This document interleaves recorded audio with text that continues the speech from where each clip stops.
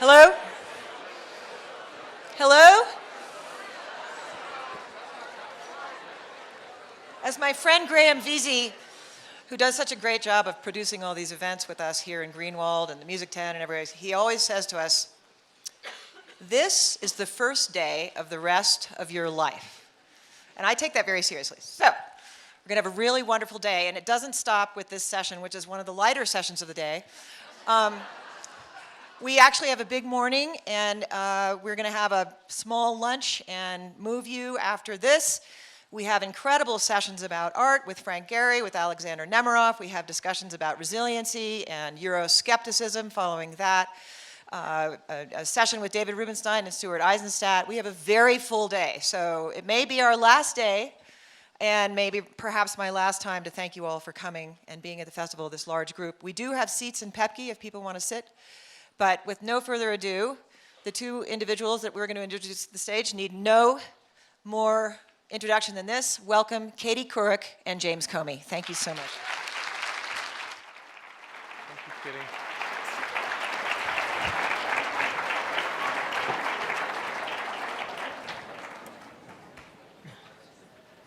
Hi, everyone. Good morning. James Comey, thank you so much for coming to the Aspen Ideas Festival. I really am honored to be your 83rd interview for your book. I feel like Sarah Palin when I say, can I call you Jim? Yes, Can I? you've known me since I was like 6'2". All right, seriously, thank you very much for being here. We've got a lot to cover, so let's get right to it. An interesting thing happened toward the end of your media blitz. The Justice Department's Inspector General, a former colleague of yours named Michael Horowitz, issued a 500-page report about your actions as head of the FBI during the 2016 campaign. It was highly critical. As you know, let me read you some excerpts. Your press conference in July of 2016 was, quote, an extraordinary and insubordinate thing to do. Quote, we found none of Mr. Comey's reasons to be a persuasive basis for deviating from well-established department policies. You engaged in your own, quote, subjective, ad hoc decision-making. The report also said your October 28th letter to Congress announcing a reopened Clinton investigation was a, quote, serious error in judgment. Now, at the time the report came out, you also wrote an op-ed in the New York Times saying that even though you disagreed with some of Horowitz's conclusions, you respected the work his office did. That said, take us back to the day you were reading this report. What was that like? It was painful. I had encouraged the report when I was director, and even after I got fired, I wanted them to do it because I think accountability is incredibly important to the institution especially, and reading it was painful for a couple reasons. First, it was it's a trauma to go back through, one of the most painful things I've ever been through as a leader. And then it's painful to read yourself being criticized. Even though I expected to be criticized, it was painful. And I read it in draft first, and yes, that's how I felt about it. Let's talk about these three big decisions you made. I know you've addressed them all during your numerous interviews, but the IG report really did breathe new life into the controversy. So, July 5th, 2016, you held a press conference announcing you were not recommending charges be brought against Secretary Clinton, that, quote, no reasonable prosecutor would bring such a case. But you also said that Clinton was, quote, extremely careless in her handling of emails. My question is this, what were you doing making this announcement in the first place? You were not the Attorney General, you weren't even a prosecutor. Why was it appropriate for you as the investigator to make that announcement? Yeah, it's a great question. I was doing something I never could have imagined, because normally the responsibility for announcing the closing of an investigation and offering transparency, which is done in cases of extraordinary public interest. For example, in Ferguson, we did a public report there, but it's always the Attorney General that announces, and the FBI director is typically standing next to the Attorney General. The reason I did it here was I thought it was between two options, offering transparency separately or offering it standing next to the Attorney General. The one least likely to do lasting damage to the institutions was this bad option, not this bad option. And I'm not picking on Loretta Lynch by saying that, but there were a number of things that had happened that led me to believe, and reasonable people I knew at the time could see it differently, but led me to believe that it would be very difficult for her to credibly announce the completion of an investigation of one of the two candidates for President of the United States, the candidate from the party, same party that she was in, and President Obama. But there were other prosecutors who could have done that. Well, no, not the way it was set up. Loretta had, it was a tremendous, I assume folks know some of this background. There was a lot of controversy during the final week of the investigation where she had a meeting with Bill Clinton on an airplane. And there was all kinds of storm about whether that was fatally compromised her, all this kind of business. And I had no doubt that Loretta was a person of principle, but I worried a whole lot about the public perception that the investigation was not done credibly. And so she announced, without talking to me or Sally Yates, that she was not going to step out of the investigation, but she would accept my recommendation and that of the career prosecutors. So I don't know what option I had then besides choosing either to give her the traditional thing, the norm, or do something I'd never imagined before, which is announce the recommendation she said she would accept Well, you separately. said that of the career prosecutors, right? Right. So why not let them? And that, you know, But they would not be able to announce anything. well, you told the Justice Department about the press conference after the media had been notified, and you didn't tell them what you were going to say.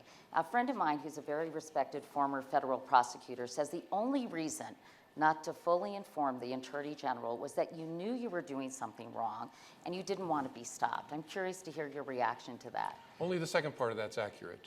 When I first read the words insubordination in the Inspector General's report, I actually had an emotional reaction, like, are you kidding me?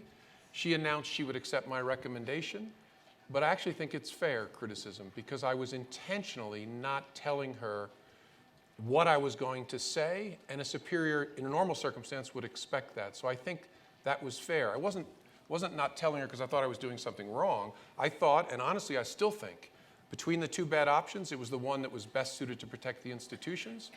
But I was doing it because I didn't want to give her the opportunity to stop me, because if she'd issued an order, don't do it, I would have followed that order. And so the second part of what your friend said is fair, the first part is not. You've said you wanted to be transparent to make sure the FBI kept its credibility. But almost any time someone is investigated, you come up with damaging information about, or you can come up with damaging information about that person. It's highly unusual for prosecutors, much less investigators, to share that information if they're declining to prosecute. I'm not a lawyer, but I understand that's why they call it prosecutorial discretion, not law enforcement discretion. So why did you do it? I think that's right. As I said, the norm is the Department of Justice, with the FBI standing next to them, announces the closure of an investigation. It's not true that it never happens that transparency is offered when an investigation, a prosecution is declined. It's done when the public interest requires it. And I don't think there's a serious argument that the public interest didn't require some transparency here. I did it because I stared at the two options. If I do the normal thing, stand next to the Attorney General, a corrosive doubt will creep in about whether this was a political hit job to can an investigation of one of the two candidates for President of the United States. And that will be fed by the fact that President Obama has already twice said there's no there there. The Attorney General has met with Bill Clinton. Again, I don't think she did anything improper, but reasonable people, forget partisan wingnuts, reasonable people could have a doubt about what's going on with the Attorney General right before she announces the closure of this investigation, meeting privately with Secretary Clinton's husband. And so my thinking was, okay, there's two options. This one is much worse for the institutions of justice. I can spend some of my personal credibility, because I wasn't viewed as a partisan, and the FBI's, and by doing that, protect the institution. I knew this was going to be terrible for me personally, because I knew reasonable people could see it differently and say the things that they've said. But I thought, as between the two, the FBI offering transparency separately is the result best calculated to maintain the faith and confidence of the American people and end the investigation in a credible way, which we did, I thought. But why, if your intentions were so noble as you believe your actions were, have you been so roundly criticized by just about everyone? Yeah, it's funny you say that. I don't actually, sometimes people say when everybody's mad at you, it means you're right. No, it doesn't. It could be you're completely wrong. I don't know for sure. I think people that have taken the time to put themselves in my shoes, and I'm sure we're going to talk about October, which is a much more difficult decision, and stare at the options I stared at, would say, as the Inspector General did, I disagree with the results, but I understand why he did what he did. And if people take the time to do that, the most important thing about the Inspector General's report, I believe, for the institution is we made the decisions in an apolitical way. We were trying to, and honestly, I've stared at this 1,000 times, I would still do the same thing, because doing the normal thing, norms produce predictable results in the normal situation. This is a 500-year flood. The Obama Justice Department, of which I'm a part, is investigating the Democratic candidate for President of the United States and is about to decline a criminal case on the eve of the conventions. How do you do that and maintain the faith and confidence of the American people? So But is that really your job? Is that your job to decide how to maintain the faith and confidence of the American people? Yes, Is that within yes. your purview? Absolutely. When you are the leader of one of the institutions of justice, you must care about that deeply, because the entire institution rests upon the faith and confidence of the American people. When the FBI rises in a courtroom or in Congress or in a cookout, they must be seen as independent in American life and must be trusted as people who care only about the facts. And so, despite the way you were raised, I'm sure you were raised the same way. My mother said, you can't care what other people think. When you're director of the FBI, you have to, because you run a public institution. So transparency is incredibly important. I believe the American people were due transparency here, fair and open description of why there was no criminal case here. You called Hillary Clinton's behavior extremely careless, placing a value judgment on her. Can you give me another example of an FBI agent or prosecutor coming forward to publicly malign someone they decided not to prosecute? Sure. Lois Lerner, IRS executive. The Department of Justice described her as a poor manager but not engaged in criminal wrongdoing when they closed the investigation of the so-called targeting of the Tea Party. Jose Padilla, who was the so-called dirty bomber. In 2004, I was at the Justice Department. We did a public announcement of why he had been detained and not prosecuted and described in great detail his conduct. It is part of the norm to do that when the public interest requires it. Now, I've struggled with this. I wasn't trying to attack Hillary Clinton. I was trying to be transparent with the American people and describe the conduct. I don't think I could have credibly described the closure of an investigation in which the former Secretary of State discussed top secret information 8 times in emails and secret information 50 sometimes in emails without offering some evaluation. Now, I screwed it up because extremely careless was a stupid term to use. I should have said really sloppy. Really? I'm not being facetious, because I was trying to explain to the American people, look, there's ordinary sloppiness. You leave a document at a Starbucks. There's criminal misconduct where you know you're doing something you shouldn't do. David Petraeus is an example of that, and that's prosecuted. You don't get prosecuted for this. You get prosecuted for this. Hillary Clinton was not this. It was something much more serious than this. It was really sloppy, but it didn't rise to the level of something that would be prosecuted. And so I needed to describe why we thought the conduct fell short of this threshold for prosecution. But frankly, if I described it as Starbucks document stuff, the result would have no credibility. In his memo that was used as the rationale for firing you, Deputy Attorney General Rod Rosenstein. Allegedly, sorry. Yeah. Deputy Attorney General Rod Rosenstein said that you, quote, laid out your version of the facts for the news media as if it were a closing argument, but without a trial. It is a textbook example of what federal prosecutors and agents are taught not to do. Yeah, another reason why I think that memo is nonsense. If you look at the tradition of the Department of Justice, I just gave you 2 examples. There's lots of others. Ferguson is an example. We published an 80-some page report describing the police officer's conduct in shooting Michael Brown, what he did, how it happened. We laid it all out and didn't prosecute that police officer. It happens from time to time as part of a long tradition in the Department of Justice when the public interest requires it. What I did here, the only part of this that I believe departed from the norms of the Department of Justice was, instead of making the announcement standing next to the Attorney General, I announced it separately. There's no doubt, though, the announcement falls well within the conduct that the department is long engaged in. Let's talk about the second big decision you made, Yep. one that has made many Hillary Clinton supporters angry to this day. On October 28, 2016, 11 days before the election, you sent a letter to Congress that leaked to the public, I believe, 9 minutes later, that said the FBI found new emails that could be pertinent to the Clinton investigation, and you were reviewing them. According to the IG report, these emails were actually found more than a month earlier, and the FBI failed to act. You were told about these emails either in late September or early October, and you didn't act. Why the delay?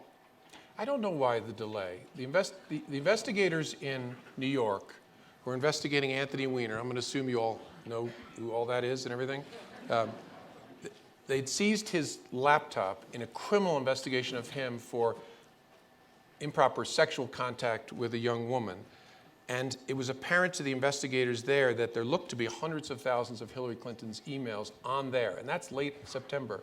Sometime in early October, somebody mentioned it to me in passing, and I don't remember it because I wouldn't index on it. Why would there be a connection between Anthony Weiner's computer and Hillary Clinton's email case? I don't know what the FBI did until I read the Inspector General's report in that month. I know what happened with me. I walked in on October 27th to the investigative team sitting there telling me exactly what they had found and asking me for a decision. Had they told me the same thing a month earlier, I'm confident I would have done the same thing a month earlier, and I wish, that's one piece of time I wish I could go back and fix. You said that once you were aware of these emails and the fact that they needed to be reviewed, you had two choices. In your words, speak, which was bad, or conceal, which was catastrophic. So you chose bad. But the IG report says this mischaracterizes your two choices, which were actually follow policy and practice or depart from policy and practice, and that you chose to make your own rules. Yeah, this is where I disagree with them, and I really like these people and know them. I think just framing it as follow the norms or depart from the norms is just another way of saying you have a decision to make, right? Norms, as I said, produce reliably good results in normal circumstances. In an incredibly Isn't it important to adhere to norms in abnormal circumstances, particularly? In fact, the IG went on to write, Jim, to protect the institutions from allegations of abuse, political interference, and biased enforcement of the law, the department and the FBI have developed policies and practices to guide their decisions. In the vast majority of cases, they are followed as a matter of routine, but they are most important to follow when the stakes are the highest and when the pressures to divert from them, often based on well-founded concerns and highly fraught scenarios, are the greatest. Yep, and I think as a statement of the importance of norms, that's reasonable. They can't mean it, though, right? They can't mean that in every circumstance you do what you would always normally do. And this is where I disagree with their framing of it. You can't think about it that way as a lawyer and a leader. You should always say, so what's the norm? I love the norms. I should try to adhere to the norms, which is why, to me, their framing of follow the norm or depart from the norm just tells yourself you have to ask a question. And so the next question is, okay, if I follow the norm, what happens to the institution I love? What's the damage that flows? If I depart from the norm, what happens to the institution? So let me just finish, Katie. And so you have to still ask the question. I believe, and I don't mean this to be facetious, if I had concealed from the American people that what I and Loretta Lynch had said under oath repeatedly in the summer, that we're done with Hillary Clinton, American people, you can take that to the bank, you can vote knowing this is over, and Hillary Clinton were elected president, and it came out that the FBI had hidden the restarting of that investigation, and I don't mean this to be facetious, there would be an Inspector General report about me and how I had destroyed the institution by departing from another norm, which is candor with a tribunal. When you make a statement under oath to a tribunal and you know it's not true, another norm in the FBI and the Department of Justice is you correct it. So I honestly think this was a nightmare, but if I had chosen to conceal that, I actually think there'd be an Inspector General report ripping me for being a slavish adherent to following what we always do in all circumstances. But a lot of this was timing. 11 days before the election, you said you put out the letter because you had a duty to correct the record, because you told Congress and the public the investigation was closed, and you now new evidence had emerged. But wouldn't any prosecutor or investigator worth his or her salt wait to see if the new evidence was significant enough before charging out and announcing it, knowing that it was such a political grenade you were throwing? Well, that's a reasonable question, but here's the problem. You're sitting there as the director of the FBI and the Attorney General. By the way, I offered her the opportunity to weigh in on this decision, and she passed. I said, here's what and that's the truth, here's what we face. The investigative team is telling me not only are there hundreds of thousands of Hillary Clinton's emails on Anthony Weiner's laptop for reasons we can't possibly explain, but we may have found the missing emails. You remember this, what I described? The reason there was no prosecution here is there was no evidence that she knew she was doing something wrong. If there was going to be that evidence, it would come at the beginning of her tenure as Secretary of State. We never found any emails from her first 3 months as Secretary, because those were on a BlackBerry device. That morning, October 27th, the investigative team says to me, not only are there hundreds of thousands of her Clinton domain emails, there are tens of thousands of her BlackBerry emails on Anthony Weiner's laptop. So they said to me, sir, the result may change. So you may decide to wait, maybe wait and see. They were also telling me we can't possibly finish before the election. So what do? Do I wait and see if we can get a peek? Do I wait till after the election? That's the problem. Why were they saying they couldn't finish before the election? Because they did. Well, the reason they were saying it made complete sense to me. You couldn't bring in recruits from Quantico like you would if you were looking for a bullet in a hayfield, because people who knew the context had to actually read these emails to see if they contained classified information or if they contained clues to her intent. They said, we can't possibly do that in the 11 days left. And we can't use deduplicating software that's commonly available, law firms use, because the emails are all and have to be on our classified networks. We have no capability on the classified networks. And then what they did over that frantic week was our software engineers built deduplicating software for the classified networks and cut it down to 6,000 or so they had to read individually. And so a team of about half a dozen read them night after night after night and finished on the Sunday before the election. And they found lots of new stuff, but they said to me on Sunday morning before the election, our view of her culpability has not changed. And I said, Couldn't you have done that, though, before writing that letter? but how would I do that, though? I mean, the team is telling me, credibly, we can't possibly finish before the election. And so what would be my reason to wait? Now, there's been a lot of speculation out there like, well, was he counting on a leak? No, in fact. I thought there was some prospect that it would leak once we enlarged the circle and we had a big team in New York knowing about the search warrant. But I thought that, in a way, would be the worst of all worlds for the FBI, because So that would be speaking and concealing. So you were afraid of a leak? Of course.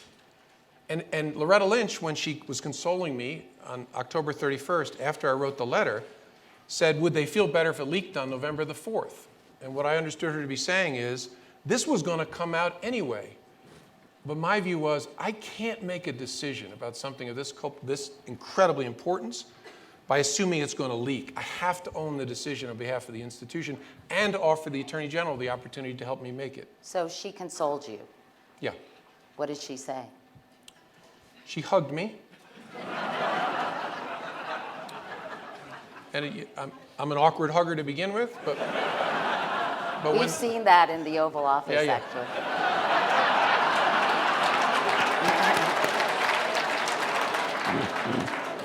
Now, I have to correct that. There was no hug. And no kiss. And there was no kiss. But yeah, she hugged me, and then she said, you asked me how, I've known Loretta a long time and really like her, and I think she really likes me. She hugged me and said, how are you doing? I said, it's a complete nightmare. It's the worst thing I've ever been involved in. And she said, and I said, explained, I said, what choice do I have? And she said, would they feel better if it leaked on November the 4th? And what I understood her to be saying was, basically, don't be so hard on yourself. Your decision was actually not as important as you think it was because it was going to come out anyway. Maybe, but you can't make decisions that way when you're leading an institution. The IG report says the other reason you wrote the letter to Congress was your belief that Clinton would win, and this would taint her presidency. Looking back on this, do you ever think, what was I thinking? Political prognostication should have absolutely nothing to do with my decision-making. I should not even be contemplating the political future. Yeah, it didn't. I didn't. I intentionally pushed that to the side. One of my best advisors, we talk about I made this decision. I actually made it with a group of about 10 or 12 people. One of the best people in that group was a very talented lawyer who asked me a searing question. She said, should you consider that what you're about to do may help elect Donald Trump president? And I said, thank you for asking that question. It's a great question. Not for a moment. Because down that path lies the death of the FBI as an independent force in the United States of America. If I ever start considering whose political fortunes will be helped in what way by a decision. We're just another partisan player. I can't. So you never worried this would taint her presidency if you did not come forward with this information, or if it came out later? No, we visualized that, talked about it, and then pushed it aside. Now, what I've done in the book, which they tell me is a mistake for a Washington book, I've tried to be introspective and ask myself that, could it have affected me that the whole world assumed she was going to be elected president? And the honest answer is, of course. I was making that decision in an environment where everyone thought she was going to win, but I don't remember consciously thinking about it. And honestly, it wouldn't change the decision.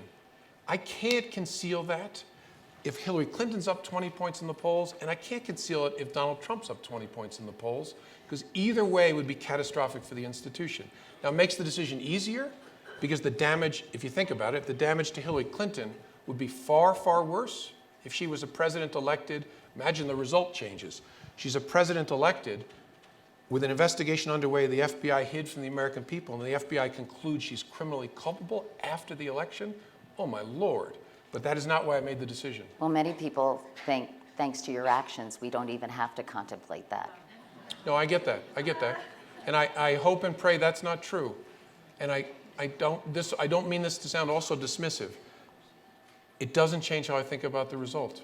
As painful as it is, even in hindsight, I think I made the right choice. And I know the Inspector General disagrees, but I say to people, please come with me to October 28th and stare at those choices and tell me which is the one most consistent with the values of the institution you lead. And I get that the IG sees it differently.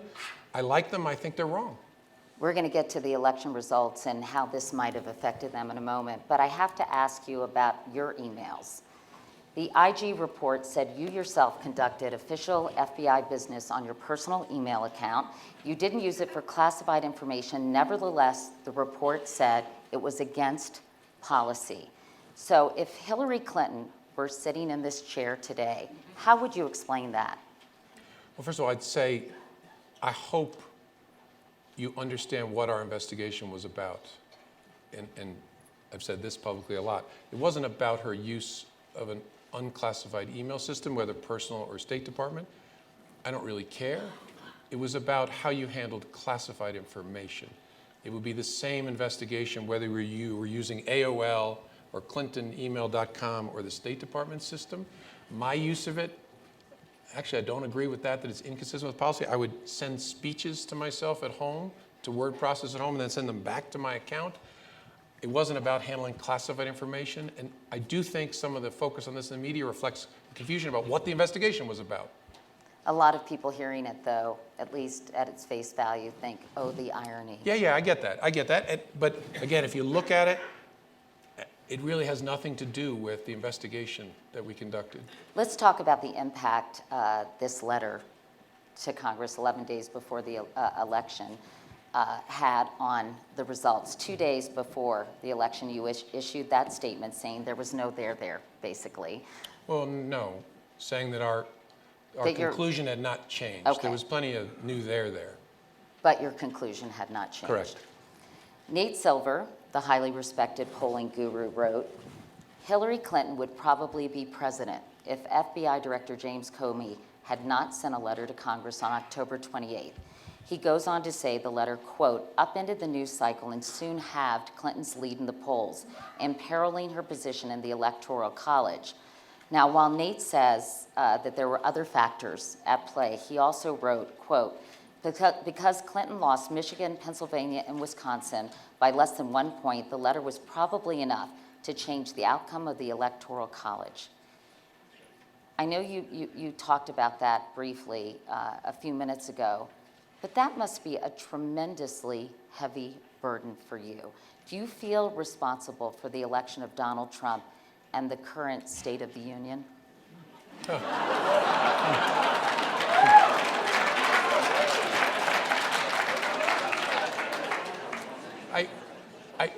I hope these answers don't sound contradictory. I don't, but I also, it is a heavy burden. And I've said this, and I think our current president misunderstood what I meant. It leaves me feeling mildly nauseous to think, and I should have said nauseated, I know, but it leaves me feeling... My dad used to always correct me, And because one of my nauseous means you make people nauseated. Yeah, which I may anyway. But One of my daughters corrected me. But here's why I say that I've devoted my whole life to institutions of justice that want nothing to do with elections. The most powerful norm I've lived under is you take no action in the run-up to an election that might have an impact on the election. I believe in that to my core. My problem was I couldn't find a door labeled no action on October the 28th. I could see 2 actions, and they were both really bad. And so look, I feel sick to my stomach about it, but in an odd way, I don't feel responsible because I'm proud of the way we made the decisions. We thought about the right things. One of the things the IG confirmed for me is I didn't miss anything in terms of norms. There aren't any rules about this. We thought about it well, we argued about it, we debated it. I offered the leadership of the Department of Justice the chance to take the decision from me, and the response was, we think it's a bad idea, but it's his call. And so I think we made the decision in the right way, thinking about the right things, and I honestly wouldn't change it going back. And so there's peace in that, and I know it seems contradictory. There's peace in that, just the same time there's nausea about the fact that you had any involvement. If I could change time, you would never have heard of me, right? I don't want to be famous. I didn't want to be involved at all. This was a living nightmare. But I'm very proud of the way the leadership team around me made this decision. You say you don't want to be famous, but you wrote in your book, I've long worried about my ego. Sure. And you've admitted you can be driven by ego. So you don't think any of this was driven by ego even a little bit? I don't think so, although how well do any of us really know ourselves? That's true about me. I thought I was such hot stuff, as my mother used to say, especially when I was younger. I married an amazing person who has beaten that out of me in a lot of ways.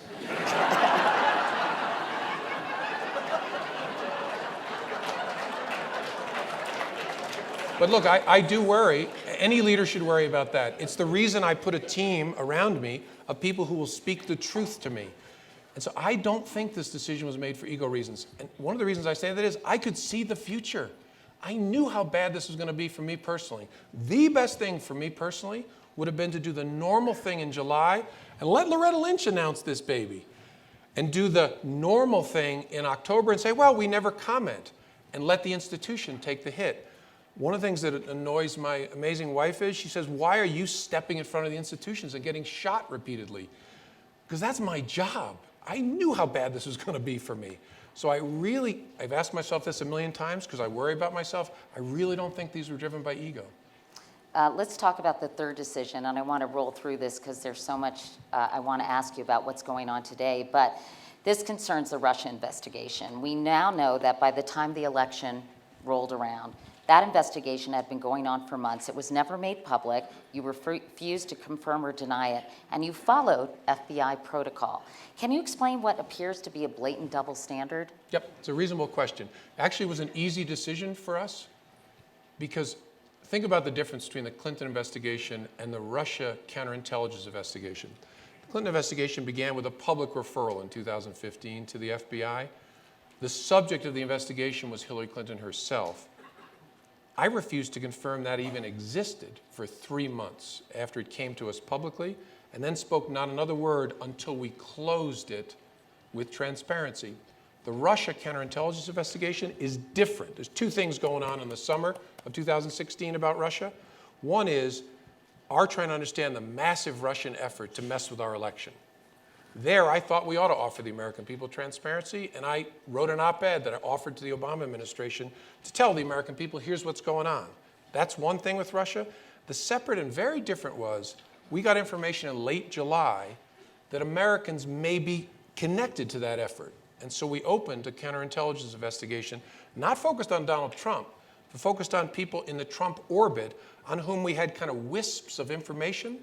And so we actually never talked about disclosing that, because what would we say? But Let me just finish for a second. We just opened this investigation on Americans. We don't know if there's anything to it at all, and it doesn't involve the candidate himself. And so it honestly never came up. We wrestled a whole lot about what to say about this, but I can't imagine anyone in our shoes disclosing the beginning of a counterintelligence investigation. But Yep. on October 31st, 2016, that was 9 days before the election, the New York Times published a story saying that the FBI had found, quote, no conclusive or direct link between Mr. Trump and the Russian government. FBI sources also said that Russian hacking was aimed simply at disrupting the presidential election and not helping Donald Trump. You said in an interview with The New Yorker, with David Remnick, that was false. Did you know the story was wrong at the time? And if so, why not correct the record? Well, when the stories that are wrong about classified investigations, classified subjects, we never correct them unless we're in a position where the matter is public in some way. So that story was wrong in the second respect, in that what we concluded about Russia was they were trying to damage our democracy most of all. That was their overwhelming desire. Second, hurt Hillary Clinton. Third, help elect Donald Trump. So in that respect, it was wrong. The first part was not wrong. But yeah, there was no serious discussion about correcting that. There was agony. President Obama had a hard decision to make. Do I tell the American people the Russians are coming for our election? That was a very hard decision. That was his to make. But couldn't a reasonable voter in October of 2016 conclude, based on information coming from Jim Comey's FBI, that Hillary Clinton was a candidate overwhelmed by scandal who had acted extremely carelessly, and Donald Trump did nothing wrong?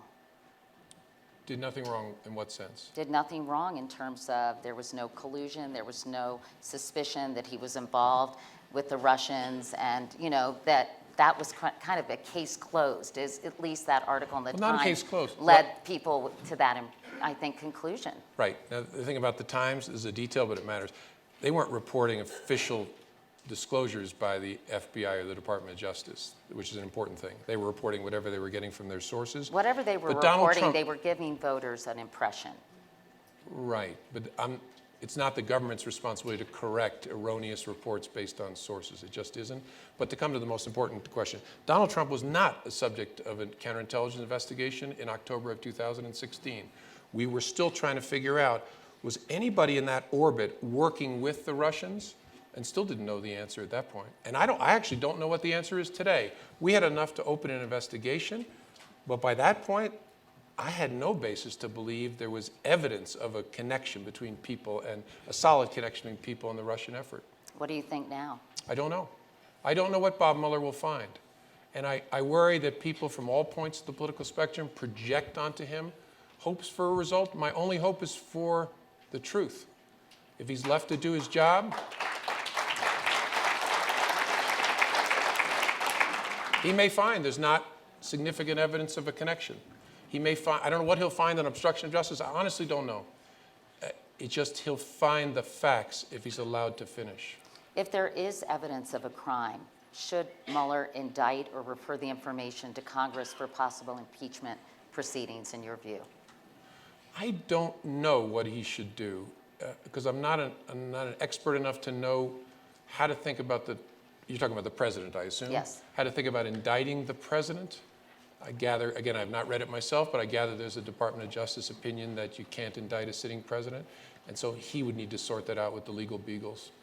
Let's talk about President Trump's temperament.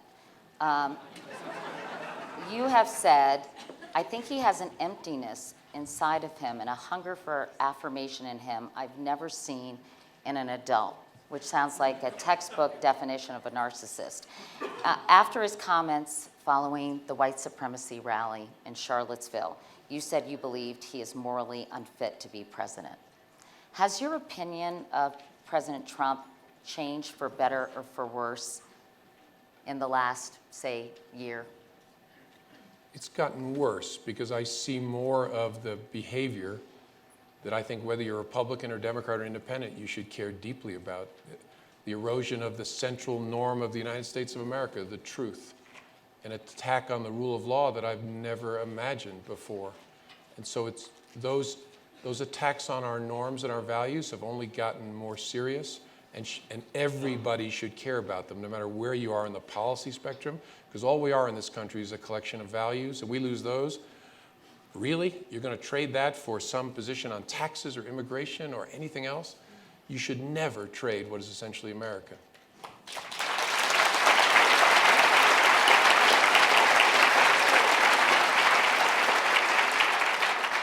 Is there anything specifically you're particularly concerned about when you look at his actions and his rhetoric?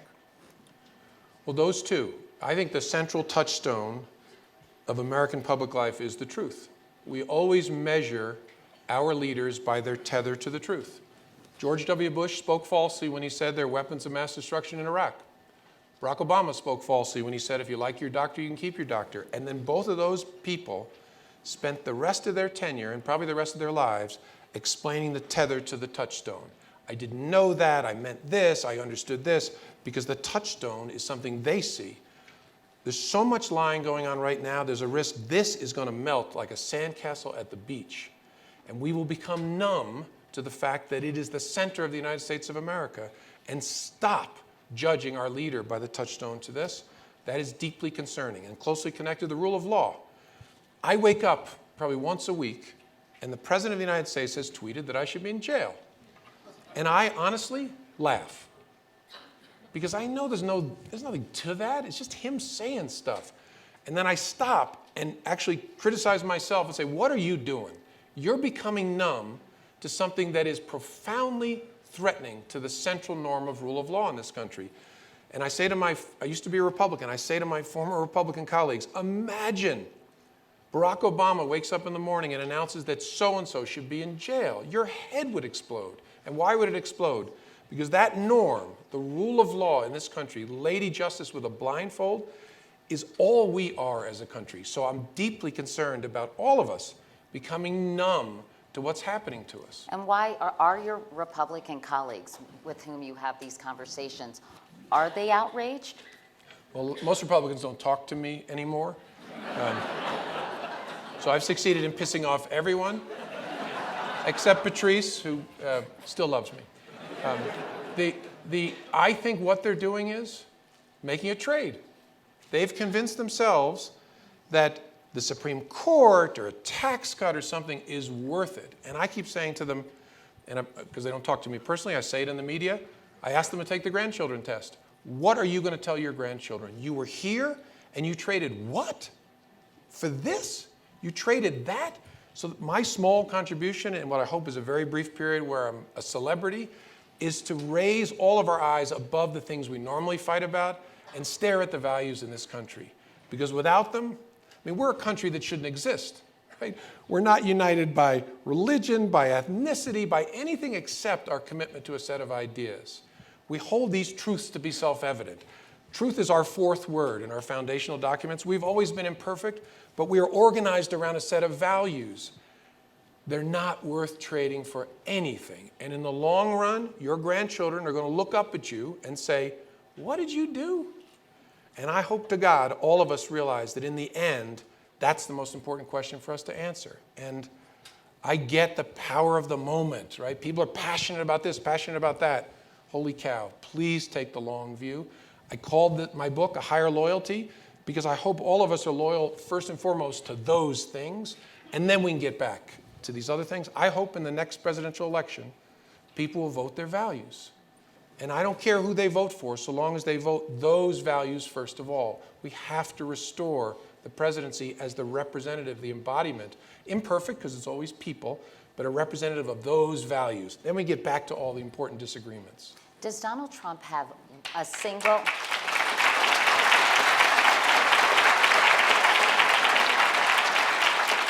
Does he have a single attribute other than his energy that you admire? Or is there anything he's done at all in the last year and a half that appreciate or support?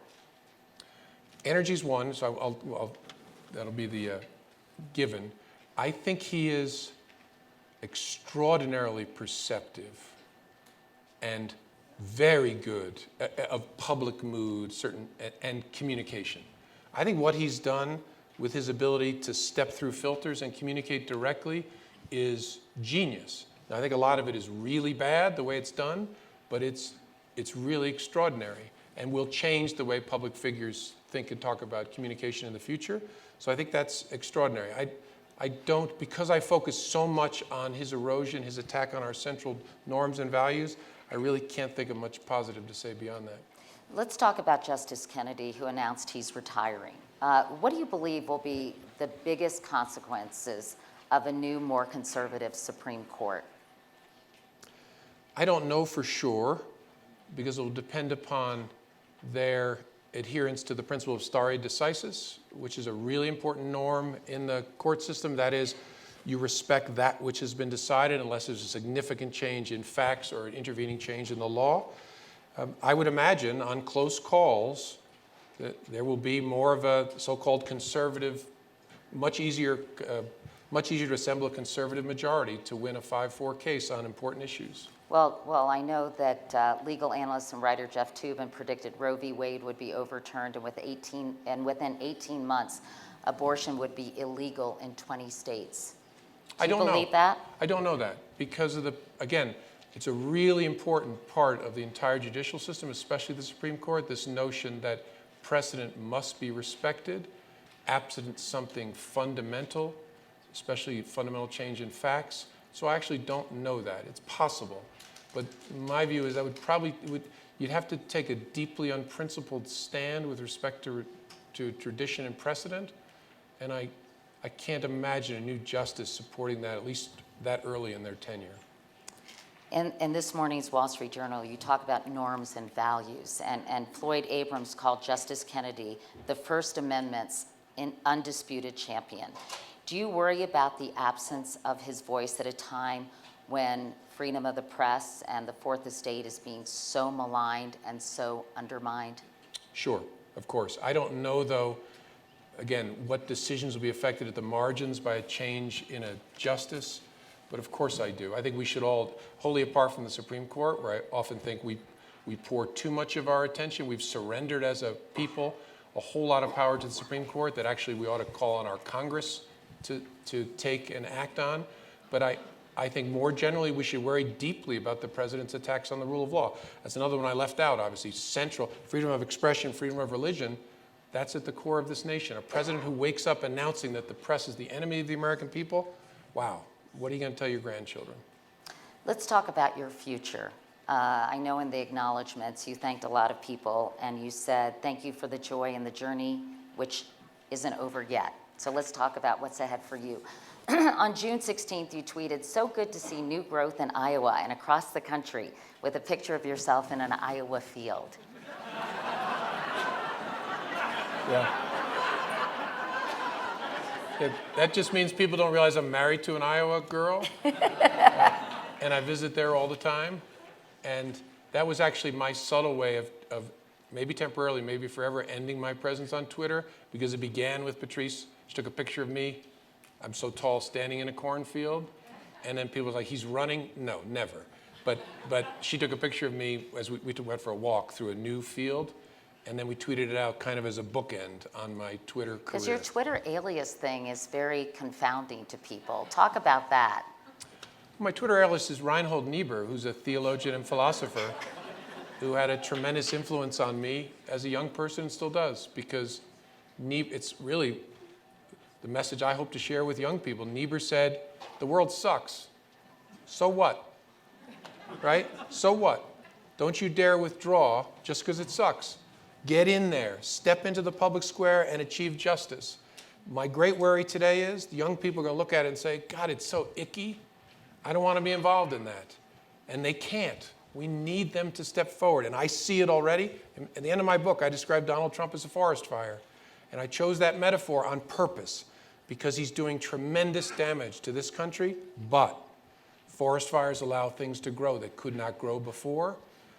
And I see the growth already as I travel around. I've had to travel a lot as part of the book tour. And I see young people engaged like I never imagined. I see record numbers of women running for office, so many that they're competing with each other. Could you ever imagine that 5 years ago?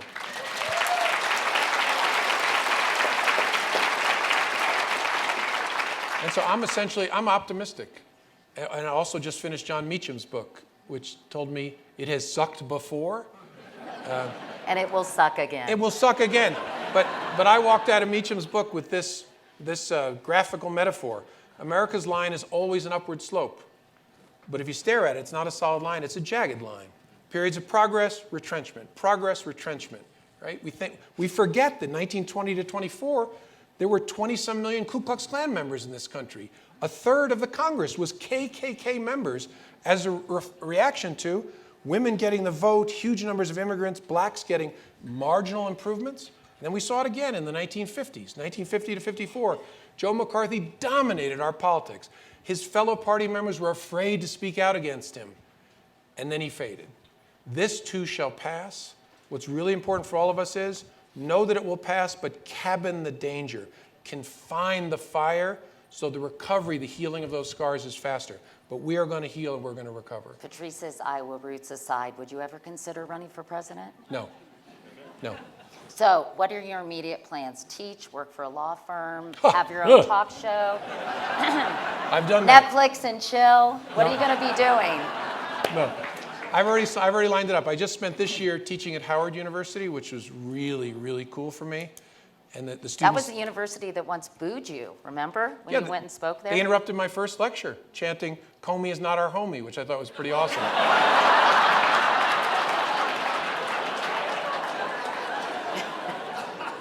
And I'll tell you something, by the end of the year, the kids who chanted that were coming to my lectures and talking to me. Saying Comey is our homie? No. Still disagreeing with me, but it's hard to hate up close.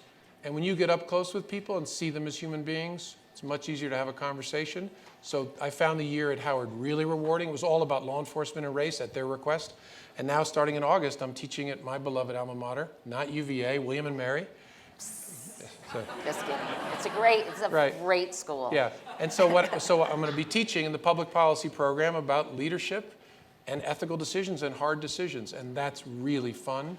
And my book will be one of the books which I've given to the students who registered. I never wanted to be that professor. How many books have you sold, by the way? A ridiculous amount. More than 1 million. I don't know exactly. A lot more than 1 million? I think so. Yeah. So in closing, because I was told I could not go over, when all is said and done, what do you hope your legacy will be? This is an odd thing. I hope to be forgotten. That, in this sense, I hope that, and Patrice hopes I this don't too. believe that. Well, here's what I hope. I hope that someone will establish that what I did had absolutely no impact. That there's a way to prove that. And then failing that, first of all, my most important thing is I want to be a great husband, a great father, and a great grandfather, and a great neighbor and community member. That's the only thing that has value in my life. The rest of it, I hope that I'm known as a person who tried to do the right thing, who thought well about things and made judgments with an eye on the right things. And that's something that I'll be very proud of. Realistically, what do you think your legacy will be? I don't know. I guess it'll depend on where you sit. I mean, people have a passion. You all know this, but the Trump people think I was on Hillary Clinton's side. The Clinton people think I was on Trump's side. I really hope that in the long sweep of things, it'll be clear we weren't on anybody's side. We were people in the middle of a 500-year flood trying to make good decisions. And whether you agree with the decisions or not, they were good decisions in the way they were made and the values that guided them. And I actually think in the long run, people will see that. I know this sounds crazy. That's actually not all that important to me. The other things I talked about are more important to me. But I think that's most likely. That once the storm passes and we've resumed our inevitable progress in this country, there'll be a more dispassionate look at it. But I don't know, maybe not. Jim Comey, thank you very much. Yeah, thank you.